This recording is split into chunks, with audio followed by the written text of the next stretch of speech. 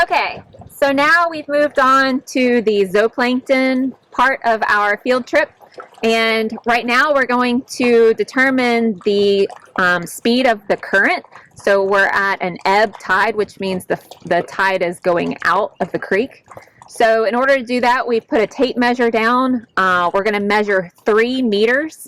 We're going to throw a piece of vegetation in, and so we can determine how quick it takes that vegetation to float from the 3 meter mark down to the 0 mark.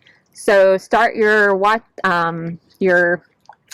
stopwatches and we'll time it together. So on the mark, we're going to drop the vegetation, begin your stopwatches, and then we'll stop it when Casey says stop. So ready, go.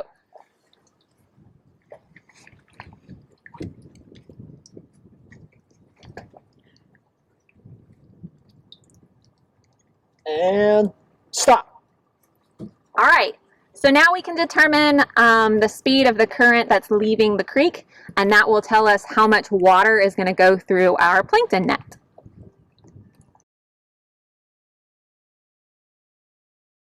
So we're about to deploy our zooplankton net, and we just need to make a quick measurement of the diameter of the net, and getting the diameter will help us calculate the area of the opening, which will tell us how much of the volume of water is going into our net.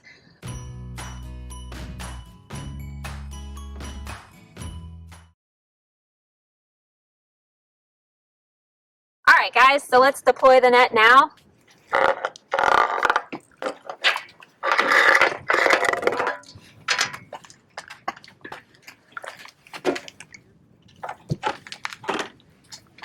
All right, so as the current takes it, we've got a 300 micron mesh that the net is made out of.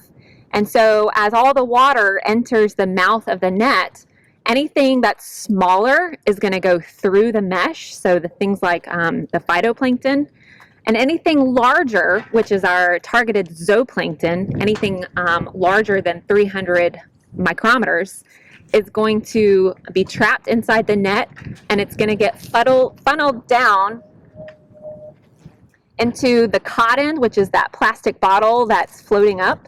And so everything that goes through the net will get trapped, and we can collect it and pour it into a sample container from the cotton.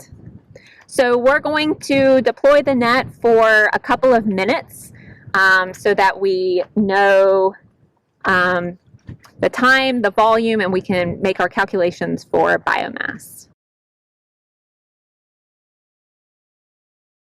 Okay, so we've left the net out for 3 full minutes, and we're going to pull the net back in.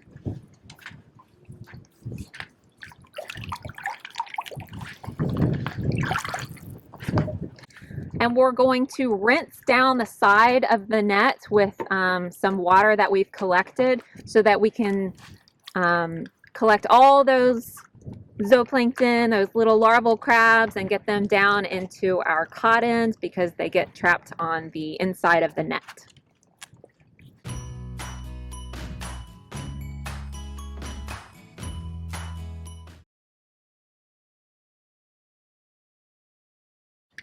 Okay, we've rinsed the net, and now we're going to take the cotton off.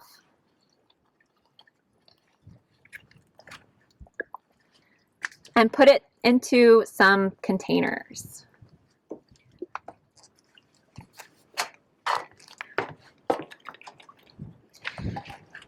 So 3 of these containers have lugols, which is a preservative.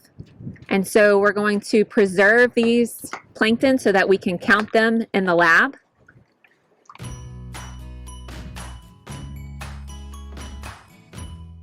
And our final clear container will be so that we can take the sample back to the lab while it's still alive and see, watch all the buggies swim around under the microscope.